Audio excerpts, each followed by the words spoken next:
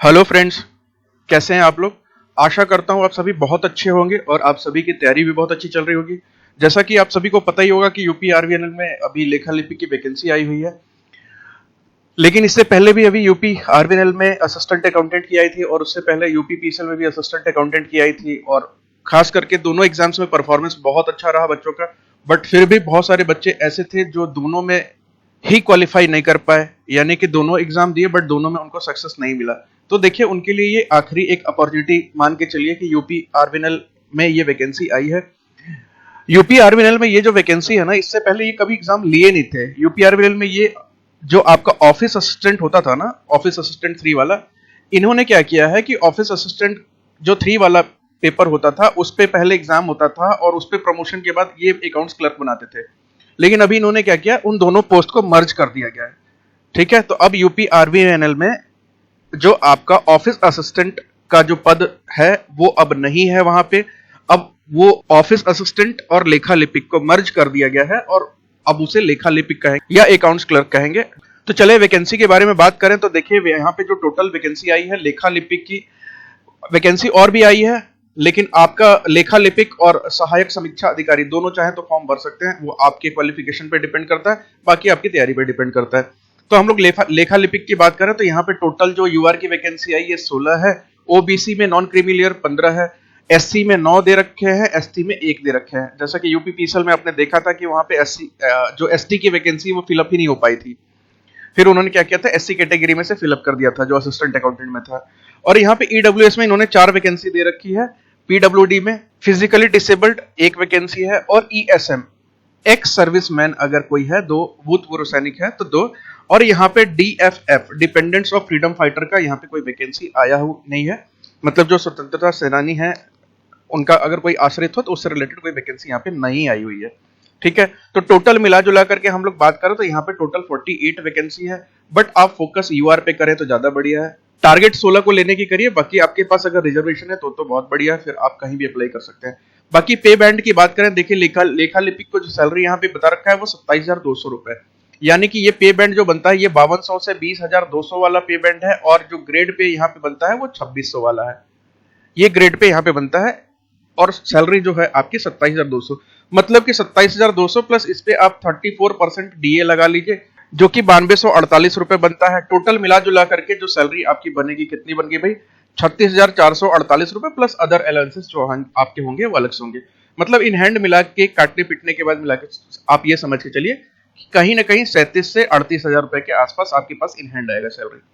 ठीक है, अगर हम अदर चीजों की बात करें तो यहाँ पे देखिए क्वालिफिकेशन जो है वो फिर एज लिमिट यहाँ पे 21 to 40 दे रखा है, 21 से 40 वर्ष जो भी है अप्लाई कर सकते हैं, और डेट भी इन्होंने 1 जनवरी का दे रखा है। ये बहुत बढ़िया चीज है, बहुत बढ़िया बात है कि 1 जनवरी का दे रखा है, क्योंकि बहुत सारे बच्चे ऐसे थे जिनका एज लिमिट जो है वो पार हो चुका था, मतलब 41 उनका अभी मार्च अप्रैल में हो चुका था, बट इन्होंने 1 जनवरी 2022 बोला है तो वो भी अप्लाई कर पाएंगे। बाकी हम अगर सिलेबस की बात करें तो देखिए सिलेबस वही जो आपने UP PSL UP RVNL assistant accountant की तैयारी की होगी, जो आपने वहां पे दिया था लगभग मान के चलिए सिलेबस कुछ वैसा ही है। अभी मैं आपको बताऊंगा कि यहाँ पे अंतर क्या है।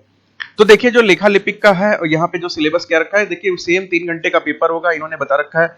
यानी कि अगर आप एससी या एसटी से बिलोंग करते हैं तो 28% आपको स्कोर करना पड़ेगा टोटल पेपर में, और अगर आप यूआर या इकोनॉमिकली वीकर सेक्शन या ओबीसी से हैं तो 33% स्कोर करना पड़ेगा। सेम सिलेबस लगभग इन्होंने मेंशन कर रखा है, बट मैं आपको बताऊंगा कि आपको जो तैयारी करना है आपको पढ़ना क्या है। ठीक है, इस सिलेबस के चक्कर मत पड़िएगा, क्योंकि इस सिलेबस से नहीं हो पाएगा आपका एग्जाम क्लियर। तो यहाँ पे नीलिट का ओ लेवल का कंप्यूटर नॉलेज क्या रखा है, जो कि सेम वही पैटर्न है, 50 मार्क्स का होगा, एक नंबर के एक क्वेश्चन होंगे और 50% लाना आपको मैंडेटरी है, मतलब 50 नंबर का पेपर होगा, आपको मिनिमम 25 प्लस तो लाना है क्वालिफाई करने के लिए। ठीक है, तभी आपका जो है मेरिट दूसरे पेपर के बिहाफ पे बन पाएगा, नहीं तो फिर आप डिस्क्वालीफाई हो जाएंगे पेपर से।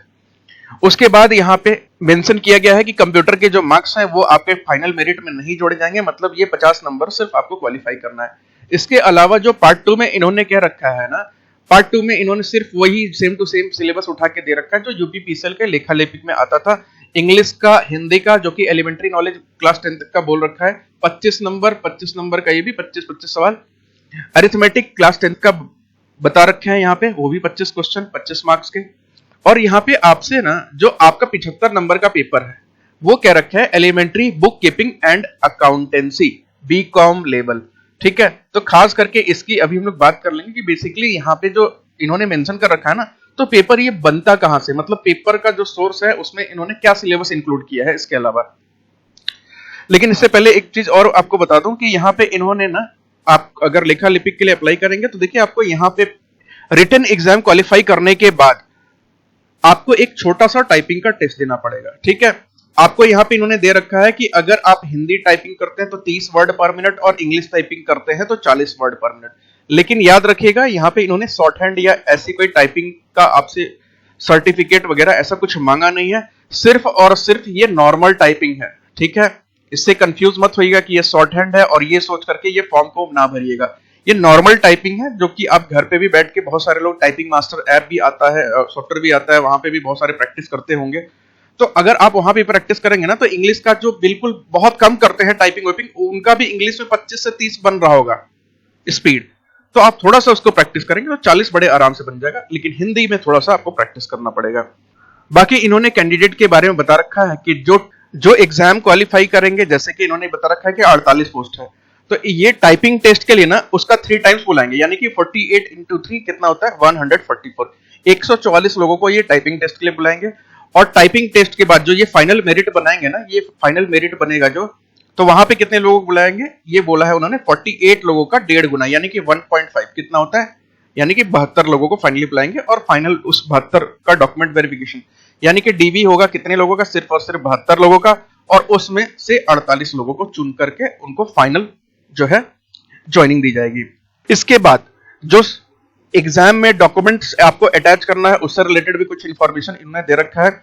यहां पे इन्होंने बता रखा है कि अगर आप ओबीसी या ईडब्ल्यूएस से बिलोंग करते हैं, ओबीसी या ईडब्ल्यूएस, यहां पे इन्होंने मेंशन किया है कि जो ओबीसी से बिलोंग करते हैं, नॉन क्रीमी लेयर, और जो ईडब्ल्यूएस कैटेगरी से बिलोंग करते हैं, उनका जो सर्टिफिकेट बना होना चाहिए वो कब का होना चाहिए भाई, 31/3/2022, यानी कि 31 मार्च 2022 के बाद का। ठीक है, और आर्थिक रूप से कमजोर वर्ग के लिए भी 31 मार्च 2022 के बाद का निर्गत होना आवश्यक है। और यहां पे इन्होंने जो निवास प्रमाण पत्र होता है, आपको पता होगा उसकी वैलिडिटी जो होती है 3 साल की होती है। आप एक बार निवास प्रमाण पत्र बनवा लें तो 3 साल की वैलिडिटी होती है, तो वो 31 मई 2019 के बाद का होना चाहिए, उससे पहले का नहीं होना चाहिए। अगर किसी के पास ये डॉक्यूमेंट्स है, कैटेगरी से बिलोंग करते हैं और ये डॉक्यूमेंट्स है बट आपका इससे पहले का डेट, तो आप अप्लाई करके नया बनवा लीजिए, क्योंकि यहाँ पे इन्होंने साफ साफ मेंशन कर रखा है। और यहाँ पे यूपी आरवीएनएल में थोड़ा सा डॉक्यूमेंट्स का इशू होता है, तो आप अगर करेक्ट डेट का रखेंगे तो आपको प्रॉब्लम आगे नहीं होगी। आगे एग्जाम सेंटर से रिलेटेड इन्होंने बताया है कि कहां कहां, लखनऊ, प्रयागराज, कानपुर, वाराणसी, गोरखपुर, मेरठ, गाजियाबाद, ग्रेटर नोएडा। ठीक है, बहुत कम जगह पे पेपर लेते हैं, क्योंकि यहाँ पे बहुत सारे बच्चे जो होते हैं फॉर्म नहीं भरेंगे, यहाँ पे फॉर्म ही भरते बहुत कम बच्चे हैं, तो इसलिए सेंटर ये 7-8 जगह पे कंप्लीट कर लेते हैं। ठीक है, टोटल 8 प्लेसेस पे ये इनका सेंटर होगा, और यहाँ पे वो आपको अलॉट करेंगे। कोई भी सेंटर आपसे नहीं पूछा जाएगा, वो आपको ऑटोमेटिकली अलॉट करेंगे। और फॉर्म भरने की इन्होंने जो ओपनिंग डेट दे रखी है वो 4 जून 2022 दे रखी है, यानी कि आज की डेट दे रखी है, और फॉर्म जो है स्टार्ट हो चुका है, और लास्ट डेट दे रखा है 25 जून 2022 का, यानी कि इस महीने की 25 तारीख तक आप चाहे तो अप्लाई कर सकते हैं। पेमेंट वेमेंट जो भी करना है, सब चीज की डेट इन्होंने 25 ही दे रखी है भाई। कोई वेट ना करे कि हम 25 तारीख को ही करेंगे, मेरा ये हो जाएगा तब करेंगे, वो हो जाएगा तब करेंगे। आज फॉर्म एक्टिवेट हो चुका है, इसका लिंक मैंने डिस्क्रिप्शन में दे दिया है। जितना जल्दी से जल्दी हो सके कोशिश करिए कि भैया इस फॉर्म को भर लीजिए। ठीक है, लास्ट मोमेंट में आपको पता है कि वेबसाइट में, सर्वर में और पेमेंट में बहुत सारी इश्यूज हो जाती हैं, और इसके आईडी पासवर्ड को भी संभाल के रखिएगा। जब फॉर्म फिलअप करेंगे उसके आईडी पासवर्ड को भी आप संभाल के रखिएगा। बाकी इस एग्जाम से रिलेटेड अगर हम लोग बात करें ना कि इसका जो सिलेबस क्या है, तो सिलेबस मैंने अपने ऐप पे डाल दिया है। सिलेबस मैंने पीडीएफ फाइल बना के डाल दिया, अभी मैं सारे के सारे ग्रुप में भी प्रोवाइड कर दूंगा, टेलीग्राम से भी ले सकते हैं आप। और ऐप में जो कोर्स मैंने इसका बनाया है वहां पे भी मैंने डाल दिया इसका पीडीएफ, जो है कि सिलेबस क्या पढ़ना है, कौन कौन से टॉपिक्स आप तैयार करें, वहां से भी जाकर के देख सकते हैं। और प्लस मैं आपको ना भी प्रीवियस ईयर एग्जाम एनालिसिस बता देता हूं कि जो यूपीपीसीएल ने लिया था ना, सेम सिलेबस बता करके, यूपीपीसीएल ने भी बिल्कुल एकदम सेम टू सेम सिलेबस बताया था, बट जो पेपर हुआ था थोड़ा सा डिफरेंट सिलेबस पे हुआ था। तो उसी तरह यहां भी आपको देखने को मिलेगा या देखने को मिल सकता है कि सिलेबस जो इन्होंने बताया है उससे थोड़ा सा हटके देखने को आपको सिलेबस मिलेगा। तो यहाँ पे जो इन्होंने अकाउंट्स का पेपर, टोटल अकाउंटेंसी से जो सवाल आए थे, यहाँ पे जो इन्होंने अकाउंटेंसी से जो क्वेश्चन टोटल बनाए थे वो 53 क्वेश्चन आए थे अकाउंट से, जिसमें अकाउंटिंग इक्वेशन यानी कि लेखांकन समीकरण से एक सवाल था, एसेट लायबिलिटीज कैपिटल से एक क्वेश्चन था, बैलेंस शीट का भी एक क्वेश्चन डला हुआ था। बेसिक रूल्स होता है ना, पॉलिसीज एंड कन्वेंशंस, जो कि आप बिल्कुल बेसिक्स होते हैं, बिल्कुल बेसिक्स जो पढ़ते हैं अकाउंटेंसी के बारे में, जो आपके क्लास 11th या बीकॉम के फर्स्ट ईयर में जो बुक चलती थी, स्टार्टिंग के 3-4 चैप्टर हुआ करते थे, जो बिल्कुल थ्योरी होता है, वहां से 8 क्वेश्चन आए हुए थे। तो भैया ये बहुत बड़ा चैप्टर है, यानी कि मेजर टॉपिक है, उसको तैयार कर लेंगे तो एक अच्छा नंबर आपको मिल सकता है। बाकी ब्रेक इवन पॉइंट सेल से रिलेटेड एक क्वेश्चन आया हुआ था, जो कि रेशियो एनालिसिस और इकोनॉमिक्स का थोड़ा सा पोर्शन बन जाता है। कैपिटल एंड रेवेन्यू एक्सपेंडिचर से एक क्वेश्चन देखने को मिला था, कैश बुक का 2 क्वेश्चन देखने को मिला था। आपके इस पेपर में ना यहाँ पे एक कॉस्ट से रिलेटेड सवाल आया था, जो कि आपका कॉस्ट अकाउंटिंग से रिलेटेड था ना, फिक्स कॉस्ट, वेरिएबल कॉस्ट और मार्जिनल कॉस्ट, ठीक है। उससे 11 सवाल आए हुए थे। तो भाई ऑब्वियस सी बात है ये चैप्टर भी हमारे लिए बहुत इंपॉर्टेंट है, क्योंकि 11 क्वेश्चन आया है तो ऑब्वियस सी बात है कि अच्छे खासे नंबर को कवर कर रहा है। उसके अलावा डिवेंचर से 4 क्वेश्चन बने थे, डिपार्टमेंटल अकाउंटिंग से 2 क्वेश्चन बने थे, जीपी ग्रॉस प्रॉफिट और कॉस्ट ऑफ गुड्स सोल्ड जीसीओजीएस से एक क्वेश्चन बना था, मार्जिन एंड रिजर्व, ठीक है, जो रिजर्व कंपनियां मेंटेन करती है ना, मार्जिन रखती हैं, उससे रिलेटेड एक क्वेश्चन बना था, प्रॉफिट एंड लॉस से रिलेटेड एक क्वेश्चन बना था। प्रॉफिट एंड लॉस बहुत नॉर्मल प्रॉफिट एंड लॉस था। सबसे ज्यादा क्वेश्चन बने थे भैया शेयर्स चैप्टर से। शेयर से 17 सवाल बने थे, चाहे इशू से रिलेटेड हो गया, चाहे फॉरफीचर से रिलेटेड हो गया, प्रीमियम से रिलेटेड हो गया, डिस्काउंट से रिलेटेड हो गया, किसी भी चीज से related 17 question direct to direct आपके शेयर चैप्टर से आए थे। उसके बाद यूनिट और बैच अकाउंटिंग से रिलेटेड एक क्वेश्चन आया था, यानी कि ये भी आपका कॉस्ट का चैप्टर हो गया। तो आपका एक ये फिक्स्ड कॉस्ट, वेरिएबल कॉस्ट और मार्जिनल कॉस्ट वाला, और एक यूनिट कॉस्टिंग, ये 2 चैप्टर थोड़े से ना बाहर टाइप के हैं, आपके अकाउंट से रिलेटेड नहीं है, कॉस्ट अकाउंटिंग से रिलेटेड है। तो यहाँ पे टोटल मिलाकर के 11 और एक 12 क्वेश्चन आपको कॉस्ट अकाउंटिंग से देखने को मिला था। इसके अलावा इनकम टैक्स से 12 क्वेश्चन आए थे भाई, 12 क्वेश्चन इनकम टैक्स से आए थे।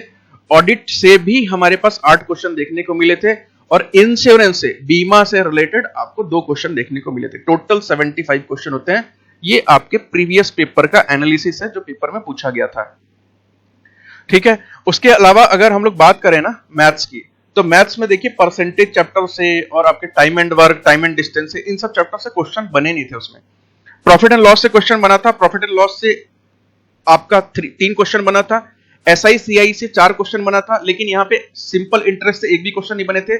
सारे के सारे सीआई से 4 क्वेश्चन, चारों के चारों सीआई कंपाउंड इंटरेस्ट बने थे, चक्रवृद्धि ब्याज से, सिंप्लीफिकेशन से 3 क्वेश्चन थे, रेशियो से 2 थे, एलसीएम एचसीएफ से 1 थे, डिविजिबिलिटी रूल के 1 क्वेश्चन थे, नंबर सिस्टम से भी 2 क्वेश्चन था, मेंसुरेशन चैप्टर जो है आपका क्षेत्रमिति, उससे 4 क्वेश्चन बने थे, अलजेब्रा से 2 क्वेश्चन बने थे, बार ग्राफ और पाई चार्ट जो चैप्टर है वहां से 1 क्वेश्चन बना था, और उसके अलावा मिसलेनियस, मतलब एक छोटा सा सवाल आया था, बहुत इजी था, परसेंटेज से बोल सकते हैं, मिसलेनियस से 1 क्वेश्चन था, और डिस्काउंट से 1 क्वेश्चन, टोटल 25 क्वेश्चंस।